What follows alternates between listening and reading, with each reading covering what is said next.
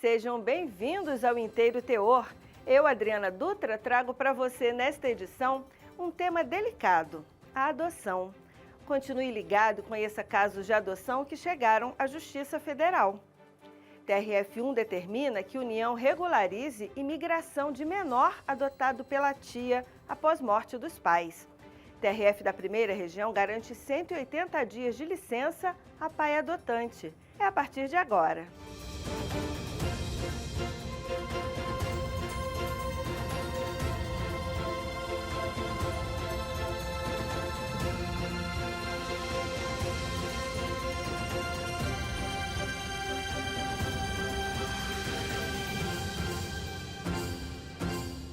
Do ponto de vista jurídico, a adoção é um procedimento legal que consiste em transferir os direitos e deveres de pais biológicos para uma família adotiva, conferindo para a criança ou adolescente os direitos e deveres de filho. A adoção somente se torna possível quando são esgotadas as possibilidades para que a convivência com a família original seja mantida. A adoção representa também a oportunidade do exercício da maternidade ou paternidade para quem não pode ter filhos biológicos ou que optou por ter filhos sem vinculação genética. Trata-se de um processo gratuito e a idade mínima para se habilitar à adoção é 18 anos, independentemente do estado civil. Mas, se for o caso de uma adoção internacional, os procedimentos são bem diferentes. Confira na reportagem de William Nascimento.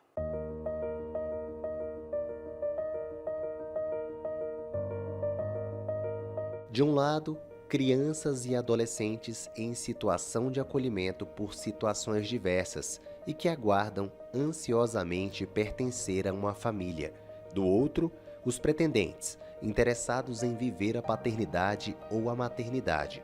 Em comum, o sonho da adoção. O primeiro passo para esse encontro de expectativas é fazer parte do Sistema Nacional de Adoção e Acolhimento do Conselho Nacional de Justiça, o CNJ. A habilitação considera o perfil das crianças pretendidas, bem como indicadores de idade, sexo, cor da pele, doenças pré-existentes e se ela tem irmãos, por exemplo. Segundo dados atualizados do sistema, existem 4.427 crianças e adolescentes aptos à adoção no país e 35.589 pretendentes habilitados. Um levantamento realizado pelo CNJ revelou que apenas em 2022, 4.401 crianças e adolescentes foram adotados no Brasil. O estado que liderou esse ranking foi São Paulo, com 990 adoções, seguido pelo Rio Grande do Sul, com 618, e o Paraná, 478 adoções. Em se tratando de adoção internacional, apenas 40 crianças e adolescentes foram adotados por pretendentes estrangeiros. O fato de o número de adoções de crianças brasileiras por estrangeiros ser menos de 1% do total pode ser explicado porque a adoção internacional só ocorre quando não é encontrada uma família brasileira disponível, como explica a secretária executiva da Comissão Distrital Judiciária de Adoção do Distrito Federal, Naisa Carla. No processo de adoção internacional, a gente tem que observar alguns requisitos. A criança, ela tem que estar com a situação jurídica definida. Isso quer dizer que a destituição do poder familiar deve estar sentenciada e seja irrecorrível. E para que ela seja inserida no cadastro de adoção internacional, ela precisa ter a busca por pretendentes nacionais também esgotadas. E os trâmites dessa adoção não são tão simples. É o que destaca a presidente da Comissão de Adoção Nacional e Internacional do Instituto Brasileiro de Direito de Família, Mabel Rezende. O internacional, o pretendente que mora no outro país, ele faz 3 habilitações. Ele faz uma habilitação no país dele, uma habilitação normal para adoção, então ele se habilita no país dele para adotar. Ele se habilita no país dele para adotar internacionalmente e depois ele se habilita no Brasil para adotar internacionalmente. Aí, por meio da nossa autoridade central, ela expede um laudo autorizando ele se habilitar para adoção no Brasil, e a partir daí que ele escolhe o país, né? Ele escolhe o Brasil, aí a autoridade brasileira dá esse laudo, recebe um estudo, analisa o estudo, verifica se a nossa legislação é compatível com a legislação do outro país, se ele cumpriu as exigências do país dele para adoção e se ele cumpre também as exigências para o Brasil. Ele pode pedir até complementação desse estudo, e aí vendo que é possível habilitar aquele estrangeiro, né? É um estudo bem profundo, ele dá um laudo de habilitação. E aí a pessoa, o pretendente estrangeiro, né, o que reside fora, que é o mais certo da gente falar, que reside fora do Brasil, que tem domicílio habitual fora do Brasil, vai poder se habilitar na comarca em que ele vai receber aquela criança. Por isso é um pouco mais demorado. Mas depois que você se habilita aqui no Brasil e começa a preparação daquela criança, né, e tudo, o processo demora mais ou menos uns 6 meses. Mais o estágio de convivência, que é feito aqui no país e dura entre 30, pode ser 30 ou 45 dias, prorrogáveis por mais 45 dias. Apesar das diversas etapas, a procura existe. E Mabel ressalta que as crianças, que muitas vezes não encontram um lar no Brasil, acabam sendo contempladas no exterior, pelo perfil mais ampliado do estrangeiro. É um processo que demora um pouco mais, porque tem essas 3 habilitações, mas é um processo, por outro lado, que privilegia as crianças que estão fora do perfil de expectativa do brasileiro. E uma outra coisa que o estrangeiro que vai adotar no Brasil, que a gente percebe que tem também, é que eles têm um perfil mais ampliado, assim.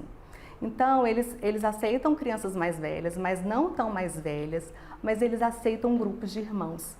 Então, geralmente, o estrangeiro adota um grupo de irmãos que tem uma criança mais nova e crianças mais velhas. Os italianos são os que mais adotam no Brasil, porque eles têm mais organismos credenciados para adotar aqui no Brasil, que facilitam essa adoção. E os americanos, eles são o perfil assim, que adotam mais grupos de irmãos. A última adoção de um casal americano aqui no Brasil, eles adotaram 5 irmãos. Por causa dessas especificidades da adoção internacional, alguns processos acabam indo parar na Justiça Federal, como no caso da tia que mora nos Estados Unidos e adotou o sobrinho em Londrina, no Paraná, depois que ele perdeu os pais. No caso, a União alegava que a autora da ação deu entrada no processo de adoção como nacional, realizando a habilitação diretamente no juízo brasileiro, quando deveria ter efetuado o registro nos Estados Unidos, onde mora com o sobrinho há 4 anos. Mas o relator do caso, desembargador federal Souza Prudente, destacou que, embora o procedimento previsto em lei não tenha sido observado estritamente, ficou comprovado que a autora representa a família do menor, com quem já mantinha vínculos afetivos, sendo verificada a ausência de outros familiares aptos a se responsabilizarem pela criança. Por isso, o colegiado determinou que a União providencie, por meio da Autoridade Central Administrativa Federal, a ACAF, a emissão da Carta de Reconhecimento para a Adoção Internacional. A advogada e especialista em Direito Internacional Naira Alves, que atuou no caso, explica que processos de adoção internacional inspiram maiores cuidados para evitar problemas futuros. Mesmo que o advogado ele tenha experiência na área de família, a adoção internacional são coisas específicas, né? Então, assim, ela precisa ser orientada, ela precisa ir até o órgão necessário, ela precisa saber quais são as documentações necessárias. Então, não é simplesmente ir na justiça, levar os documentos e fazer uma adoção como se fosse um processo normal. Ele não tem uma tramitação normal como é aqui no Brasil em outros processos, porque essa criança ela vai morar em outro país e esse país exige regras. E uma dessas regras é a carta de reconhecimento. Se a pessoa que quiser levar a criança, fazer uma adoção internacional, ela não cumprir essa regra, corre o risco da deportação da criança e isso vai gerar problemas futuros.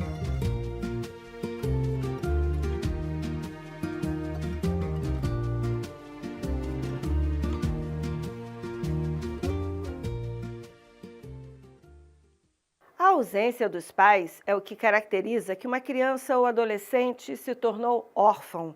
E qualquer que seja a causa, o abandono ou a morte por uma doença, um desastre ambiental ou um ato de violência, o fato é que o órfão passa a precisar de cuidados, de carinho, compreensão e orientação. Ou seja, passa a precisar de uma família que o acolha e possibilite que ele se desenvolva plenamente. Para isso é muito importante o tempo de adaptação à nova situação, uma questão que chegou à Justiça Federal e teve um desfecho feliz para a nova família.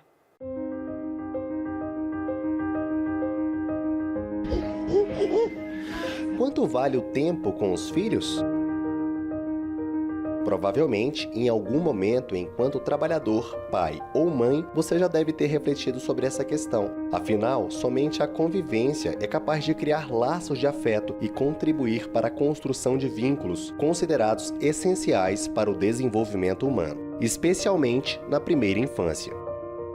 E quando o assunto é a adoção, esse período se torna ainda mais necessário, particularmente na chegada da criança ao lar. É o que explica a presidente da Comissão de Adoção Nacional e Internacional do Instituto Brasileiro de Direito de Família, Mabel Rezende. Esse período é extremamente importante porque é a hora que você recebe, né, o seu filho e você está consolidando ali, criando o caminho para a consolidação daqueles vínculos. Né?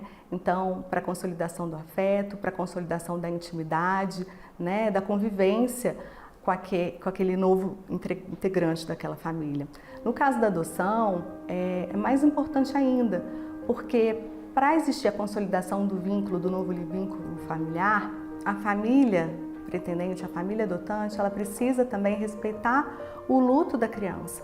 A criança chega com dor, a dor do rompimento da família biológica, né? E esse prazo é importante para você estar junto da criança, para você entender a realidade daquela criança, para você compreender de perto, né? Aquele prazo que ela precisa, tanto para deixar, né? Para sofrer pelo que passou, mas também para se abrir para o que está chegando.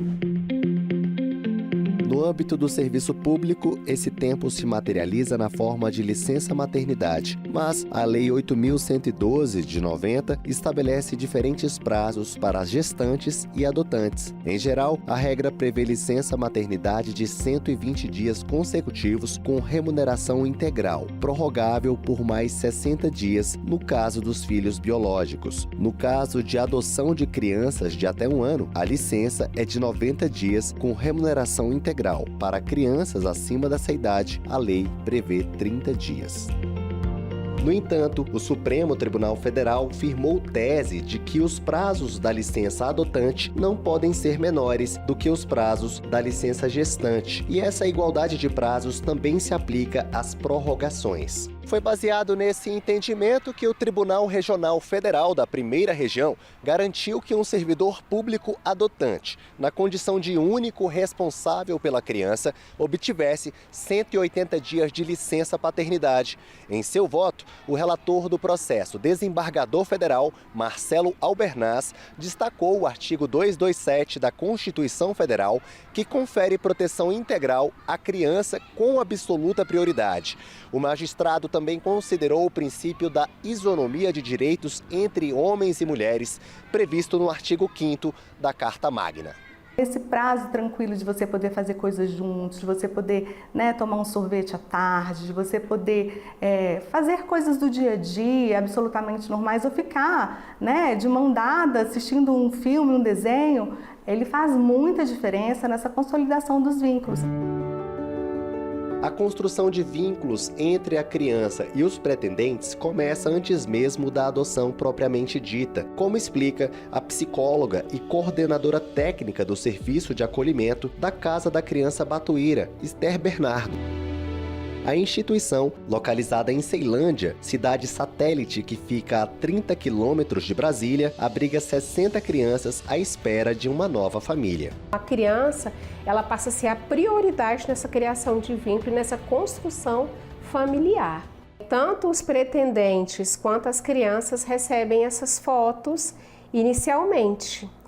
Depois, quando há essa simpatia, aí a gente começa o estágio de convivência desses requerentes, desses pretendentes com essas crianças que estão para adoção. E esse estágio de convivência a gente vai observar o vínculo, a sintonia, como é que se dá ali aquele primeiro contato, né? Aquela empatia, se realmente houve uma sintonia. E aí a gente escuta muito a criança ou o adolescente, se realmente ele consegue ver naquela pessoa a figura paterna, a figura materna. De maneira geral, o perfil mais procurado nas filas de adoção é o de crianças brancas, de até 4 anos de idade e sem quaisquer problemas de saúde. No entanto, os abrigos e instituições estão repletos de crianças e adolescentes que não correspondem a essas expectativas, o que não invalida as possibilidades de sucesso na adoção, explica a especialista. A gente escutar "eu te amo" de um filho, ele é muito gratificante.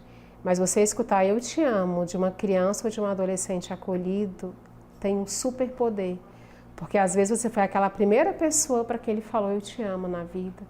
Às vezes você foi a primeira pessoa que ofertou amor para aquele adolescente, que ele vivenciou a questão da amorosidade. É um pouco mais lento a vinculação do adolescente aos pretendentes, mas ela é possível e ela é real.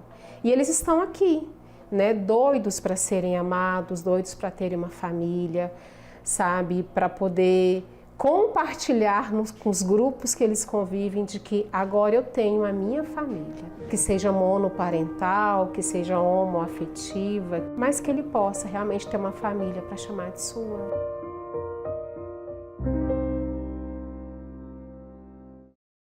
Termina agora mais uma edição do Inteiro Teor, mas continue acompanhando tudo o que acontece no TRF da Primeira Região nas redes sociais.